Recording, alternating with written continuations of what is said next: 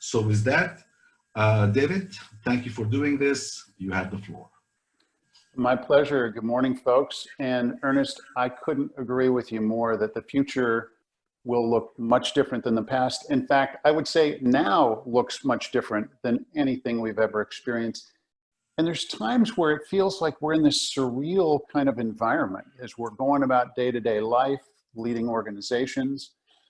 And it just feels like this came out of nowhere. In a sense, it kind of did, because if you think about it, today, the 30th of April, only marks 50 days since COVID-19 was categorized as a pandemic. It feels like 50 months or longer, but it's only been 50 days. And I would imagine when you did your 2020 plan for your organization, kind of like when I did my business plan for my company, you didn't take anything like this into consideration. Yet here we are. It's only 17 weeks into the new year, and the world is a very different place. Business as usual is anything but usual. It kind of feels like we're operating at that base level of Maslow's hierarchy of needs, that survival mode.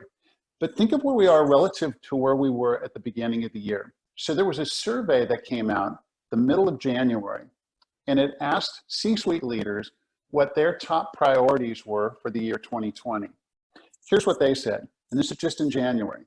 Number one was leadership development, facilitating employee engagement, emphasizing accountability, improving emotional intelligence, and leading across generations. All really interesting things for C-suite people to focus on, but hardly what you would consider survival level priorities. But here we are, and we're having a conversation today about what's next post-COVID. So what does it take to move to the next stage of new normal for your organization? Now, I chose the words in this title intentionally. Moving to the next stage of new normal. And I did that because I want to frame a perspective that recovery is going to be iterative. There will be a series of new normals, and we need to lead accordingly. So even if you're crystal clear that we won't be going back to anything that we knew in the past, let's acknowledge that the landscape is going to continue to change. And I think it helps to sort of contextualize that. So what we consider normal times are really kind of only points in time. Status quo isn't really status quo. It's just we're always in motion in the world, in the business world, in our lives. So the old normal was really only a temporary point on a continuum of change. What COVID did is it came in and accelerated, radically accelerated how quickly things are changing around us. But still, it can feel like it might be too soon to talk about what's next, because we're still in the midst of this extraordinary time. But we have a mission today. As leaders, we're called to look beyond the current conditions. And that doesn't mean that we think we have a crystal ball. We don't. It doesn't mean we're ignoring the current reality. It just means that we need to ask ourselves the question, what's next for our organization? And here's part of the reason why that matters today. So the Gallup organization that you're all familiar with, they've been studying people and organizations through crises for over 80 years.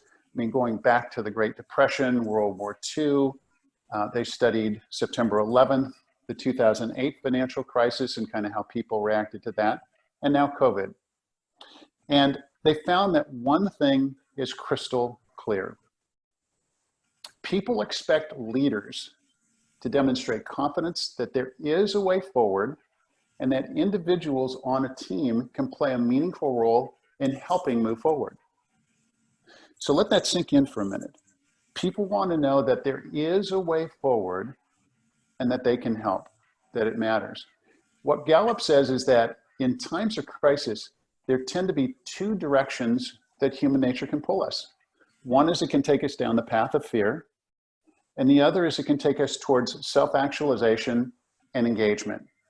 And on the engagement front, if leaders present a clear way forward, as human beings, we're really resilient. And there's something called the rallying effect, which is people pulling together toward a common vision to move past the crisis mode. That's why today vision and mission for organizations about the future, where we're going, is more important than any time in recent past. So the next new normal is being defined right now, today. And as Ernest said, you have an opportunity to help shape the next paradigm for your organization. So let's talk about 3 areas of exploration: recasting a quarterly strategic plan, intentional discontinuation, and developmental opportunities for defining your organization's next stage of new normal. So here's the first one: recasting a rolling quarterly strategic plan. The emphasis here is on strategic plan. And whether your fiscal year started January 1st, starts in July, or wherever it is, I think it's pretty safe to say that whatever your 2020 plan was, it's most likely irrelevant today. So in this environment where everything is dynamic, why does revisiting strategy matter? Well, here's one thing that we know, is that organizations that are proactive tend to be much more successful than those that react to the world around them. So while none of us anticipated this disruptive event around us, we can practice what I call adaptive disruption. So by adaptive disruption, I mean something happened that changed the world. And instead of waiting to see how things play out, see what everyone else does, we define how we want to move forward based on what we know today. And we do that by proactively adapting our strategy to the environment as we see it right now. I get this is not a conventional approach. There's a tendency to kind of go to the budget first, but I think this is really important. But here's sort of the way the world looks at this. There's a study that just came out yesterday. It was a survey of corporate executives, and the question was, how does your organization react when your annual plan goes off the rails? And 2/3 of respondents said, we tweak the plan and do the best we can. Now, the problem with this approach is that you can miss some really important opportunities and also take on bigger risks than you really should in an organization. So it's critical to take a long view and be really clear about what you're reaching for before you reach out. If we aren't clear, it's easy to be disappointed with the results. And so I have a story about being disappointed with results that I'll share with you. My daughter lives in New York, and a friend of hers last summer was asked to dog sit. And so this friend took on the duty. This couple was going on vacation and they needed somebody to take care of their dog. So she's on dog sitting duty, and while she's there, the dog died. So she's distraught. She calls the couple and says, I am so sorry to have to tell you this, your dog died. And they said, well, we're not totally surprised. He was an older dog. He was a 17-year-older. He had been having some health problems, so they weren't shocked. They said, listen, all you need to do is get the dog to the vet. Now, this was in New York. And my daughter's friend, Sarah, like a lot of New Yorkers, doesn't have a car. So while she felt this momentarily sense of relief, knowing all she had to do was get the dog to the vet, she started saying, oh, wait a second. How do I get this big golden retriever to the vet? So she goes through a decision process and thinks, well, maybe I'll take Uber, or maybe I'll have a friend give me a ride. But then the conclusion she came to was, maybe the best bet is, I bet I can fit that dog into my roller suitcase. So that turned out to be her plan. Took all of her stuff out of the suitcase, gets the dog in the suitcase, makes her way to the subway, gets on the subway to go to the vet, and she's got her hand on the roller suitcase just to make sure that she didn't lose it as the train was moving. Well, they come to a stop and she's kind of in her thoughts, thinking about the events, and somebody comes up and grabs the suitcase from her and starts running out of the subway train with the suitcase. So the reason I tell that story is I would imagine that that thief was very unhappy with what he got. So the moral of the story is be clear with what you're reaching for, or translated to a business philosophy, taking a strategic view and having clarity about what you want really matters right now. And a great way to approach this is sort of starting out with your vision. Now, an organization's vision, that's your picture of the future state, where your organization is going. And the vision connects what your organization does out to the external world. So it only makes sense that when the external world has changed dramatically, that you go back and you take a look at the vision and ask the question, does this still fit? It's really important to make sure you know whether it fits or not, because vision sets the course of where you're going, and it informs the actions that you take every day in the organization. So ideally, in an organization, everybody involved goes home at the end of the day knowing why they came to work with you. And it's always about fulfilling the vision. So your future state may look a lot different, but right now it's time to ask yourself the question, all things considered, does this vision still fit our organization post-COVID? Or do we need to refine the picture, right? Think about it. The needs of the people that you serve might have changed as we go through this experience. Your funding sources might have changed, or something else structural might have changed in your organization. The point is, if you need to refine your future state vision, that picture of what the future looks like for your organization, this is the perfect time to do it. If it still fits, fantastic. So part of my nonprofit work is that I serve on the board of directors for Second Harvest Food Bank. And our vision is to eliminate hunger in Orange County. As you can imagine, there's been a big increase in demand of people that are food insecure in the county, unfortunately. And so I don't see our vision changing anytime soon. We need to keep working to fulfill that vision as demand has increased. But there are a lot of organizations that the vision needs to be refined because the people you serve, the way you serve them, and so forth has changed. So the point is, this is a great time to examine it. And it's really important that you start with that future state picture, not the budget. Numbers are really important, but they only measure results, not why you exist. And so the way that I look at it is, when you start with vision, you're focusing on cause, not effect. The cause and not the effect. So I kind of take this picture at the top of a funnel. If you imagine a funnel, at the very top is that vision. And once you've got clarity around that, then you go to the next step, which is, how do we bring that vision to life? And that's through the priorities. That's through the set of activities that you engage in every day to bring the vision to life. Now, for most organizations on the planet, priorities have changed. The question is, what prioritized activities should you be engaged in right now to fulfill your vision? So for example, if your organization's vision is related to community enrichment through the arts, and your old priorities had you doing monthly art shows in the schools, maybe the next set of priorities will be focused on curating a quarterly art show that you do online.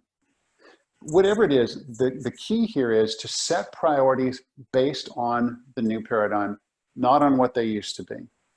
So with the priorities defined, remember, top of the funnel is the vision, then the priorities, then that's when you start defining the metrics. That's where the budget comes into play.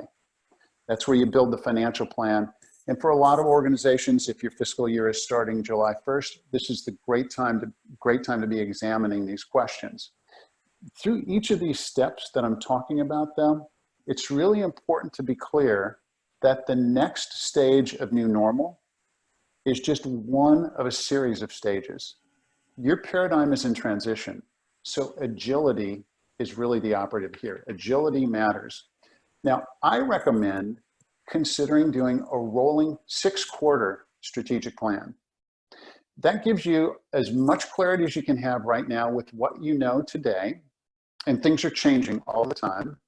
It positions you to adjust as things change. So we know some sectors of the economy are going to move a lot faster through recovery. Others are going to be a little bit slower, and that clearly impacts nonprofits. So agility to adapt to a fragmented recovery is very important. Let's move on to the second area of exploration as you plan how you move to the next new normal, and that is intentional discontinuation. So the COVID event led a lot of organizations to either put all their activities on pause or to cut back to just business critical functions. If you suspended any activities during this experience, I encourage you to pause before you flip the switch and go back to everything you did before. And ask the question, kind of take inventory of what activities, what investments of resources no longer serve your organization. That means taking a close look at every program, process, activity, service, anything that can be eliminated. Things that no longer serve, they're no longer useful, no longer relevant, they're a drain on resources, they're distractions, or they just won't be missed. And let's be honest, every organization, for-profit, not-profit, has those things that you just sort of hang on to. They're legacy things, and you don't get to getting rid of them. But this is the time to say, could we better deploy those resources somewhere else? Now, I spoke to an executive director outside of Orange County whose organization works with at-risk kids. They had 3 programs pre-COVID. They had to cut it back to just 1. As they're looking ahead, they're going to stay focused on just that one, and they're going to double down on that because they see that's where the greatest need is in their community. So they're going to invest more heavily into that. And their plan is they go through the first half of their fiscal year. That's all they're going to do. And then they'll reassess. So that's kind of the benefit of taking this quarter by quarter strategic plan, that as the world starts to take a new form, as activities take a new form, you can adjust. Think of it this way.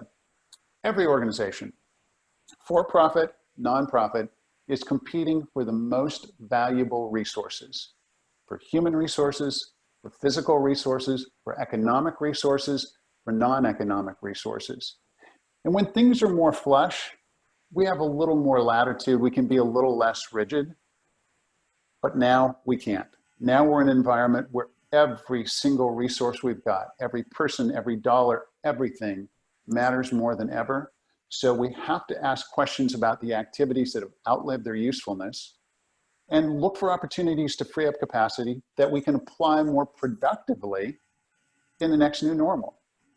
Now, there is a corollary to this intentional discontinuation, and that is new additions. So are there new needs that your organization has observed during the crisis phase that may be worth exploring as you prepare for the next new normal? Maybe it's something that came to the surface that's right in your organization's wheelhouse, and it's an underserved sector in Orange County. This could represent a great way to reallocate your activities into something much more productive and take those resources that were less productive applied to areas of greater need. Perfect time to do it. Moving on to the third and final area for exploration, and that is developmental opportunities. So the COVID event helped us to see new strengths and some development needs of our team members and the organization overall. The question for today is, how can you use these observations to build a long-term development plan for your organization? Now, I really believe one of the best ways to differentiate any organization is the way you develop your people. The better you are at helping people grow and develop in their careers, the better talent you tend to attract. So this is the time to say, what did we learn that tells us where we should focus attention for our own development? Last week, my colleagues Karen Herron and Monica Horner from Executive Coaches of Orange County talked about fundraising beyond events. It was a fantastic presentation. And perhaps as we've gone through this, you've seen that fundraising is an area that your organization can develop and grow. Now is the time. This is the very time to frame the plan on how you'll bridge the gap from where you are to where you want to be. Development opportunities also mean taking a look at your business model overall. This is the right time to ask the question, how are things working? Where can we make some improvements? And can we take that on right now? So we create a business model that's even more impactful as we move into the next paradigm, into the next new normal. There's a saying that I love from Warren Buffett, and I've heard him say this a couple of times. that it's only when the tide goes out that you can see who's swimming without a bathing suit. And the point he's trying to make there is when it's low tide, everything is out there for everyone to see.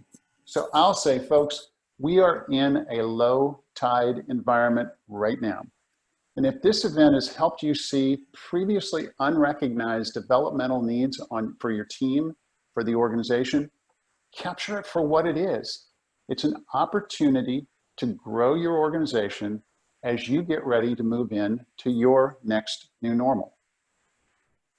So let me wrap up my comments saying, there's a lot that we can't control or even influence. On the business news this morning, I saw a guy who was talking about the tremendous freedom that comes from just saying, I can't control it all.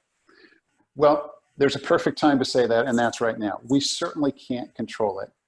But let's take a look at what we can affect and start shaping a future that helps people see how their work connects to a bigger picture vision of your organization in the future as you start moving towards your next new normal. So Ernest, those are my comments, and I would love to hear any questions that might have come up.